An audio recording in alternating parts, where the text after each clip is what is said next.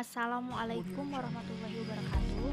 Kami dari kelompok 3 dengan anggota Lina Permatasari, Bunga Japira Melati, dan Junaika Maulida Rahmawati akan membahas mengenai teori konsumsi.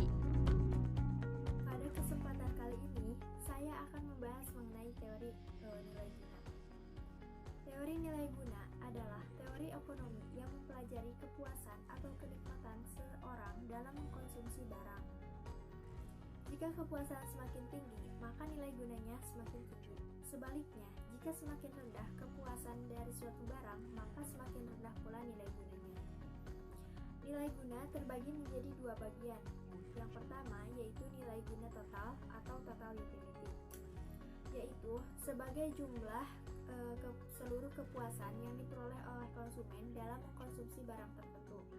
Yang kedua yaitu nilai guna marginal atau marginal utility, yaitu pertambahan atau pengurangan kepuasan konsumen sebagai akibat dari pengurangan atau penambahan satu unit barang tertentu.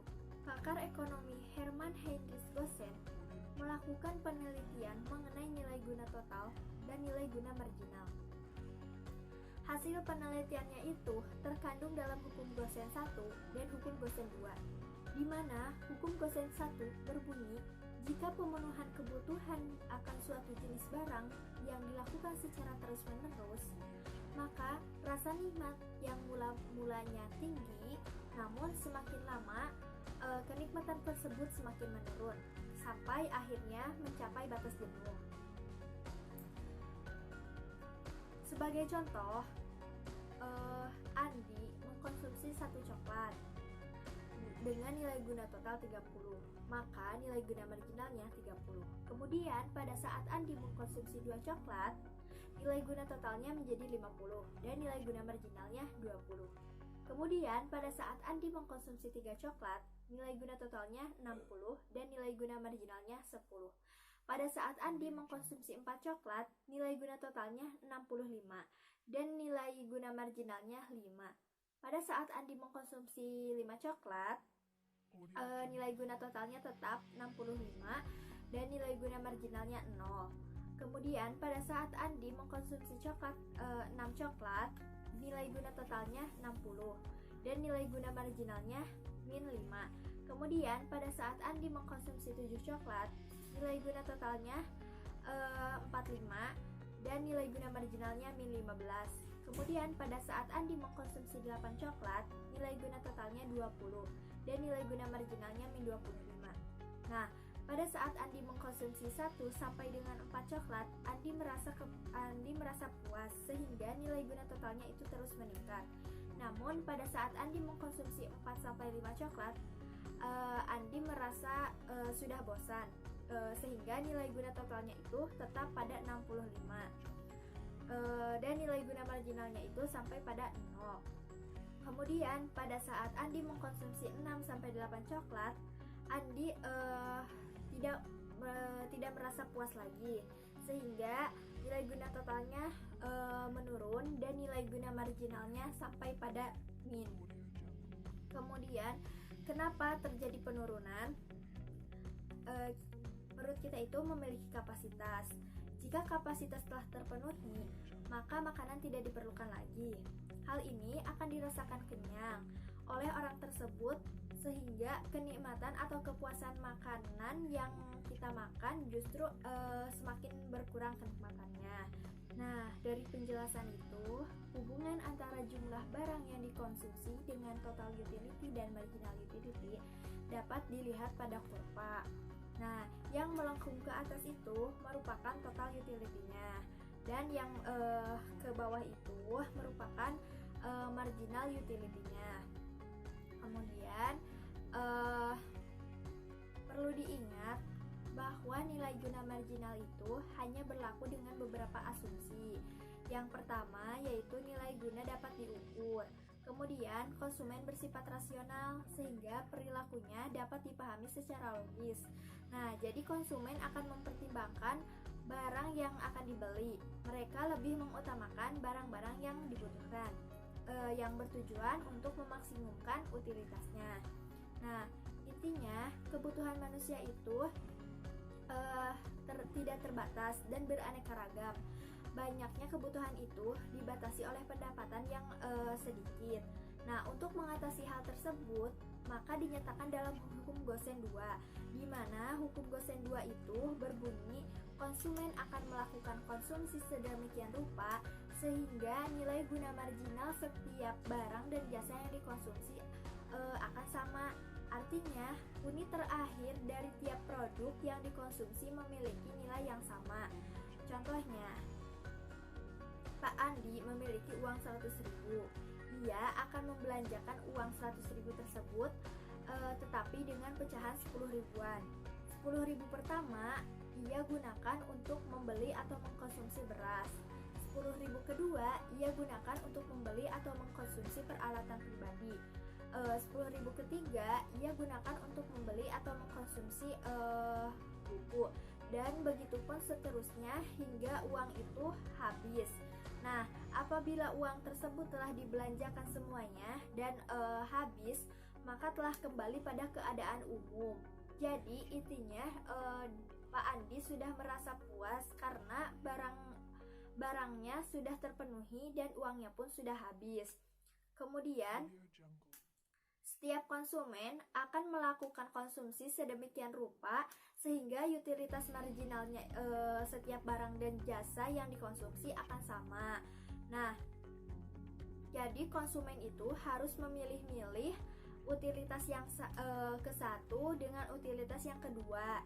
Jadi utilitas yang ke satu memiliki tingkat yang rendah daripada utilitas yang kedua.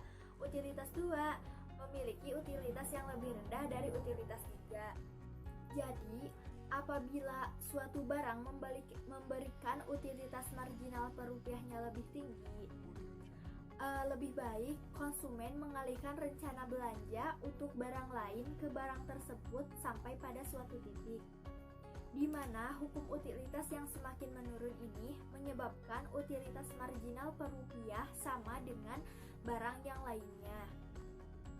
Misalkan konsumen kurang puas dengan barang yang satu, maka konsumen tersebut akan membeli hanya sedikit, berbeda dengan jika konsumen merasa puas. Jadi hukum Gosen 2 itu penyempurnaan dari hukum Gosen 1, di mana pada hukum Gosen 1 manusia akan memenuhi kebutuhannya dalam satu jenis saja secara terus-menerus.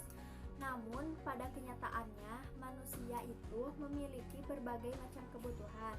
Karena itu, jadi setiap manusia akan memenuhi kebutuhannya yang beraneka ragam. Kurva kepuasan atau kurva indiferen adalah kurva yang menggambarkan gabungan barang-barang yang akan memberikan kepuasan yang sama.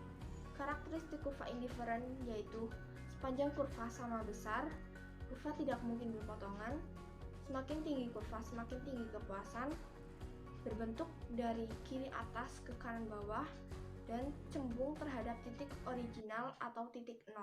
3 sifat kurva indiferen yaitu yang pertama, kurva yang lebih tinggi lebih disukai daripada yang lebih rendah. Yang kedua, kurva indiferen melengkung ke bawah. Yang ketiga, kurva indiferen menghadap ke bawah.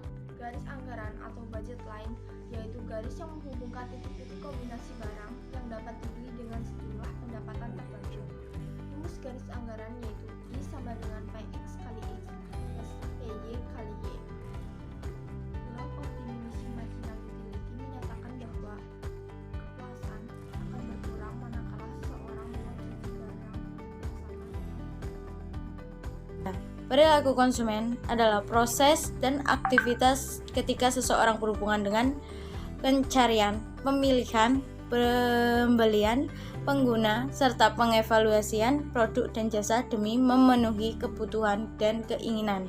Perilaku konsumen merupakan hal-hal yang mendasari konsumen untuk membuat keputusan pembeli. Ada ciri-ciri perilaku konsumen. Yang pertama, konsumen sangat cepat tertarik dengan promosi dan iklan. Yang kedua, konsumen memilih barang-barang yang bermerek, yang branded. Menurut kita itu branded. Yang ketiga, konsumen memilih barang-barang karena gengsi. Selanjutnya, ada sifat yang mempengaruhi perilaku konsumen. Yang pertama, mengetahui pengaruh perubahan dari lingkungan. Yang kedua, memahami sikap dan perilaku individu maupun kelompok. Yang ketiga, memahami kualitas barang dan jasa yang diinginkan konsumen.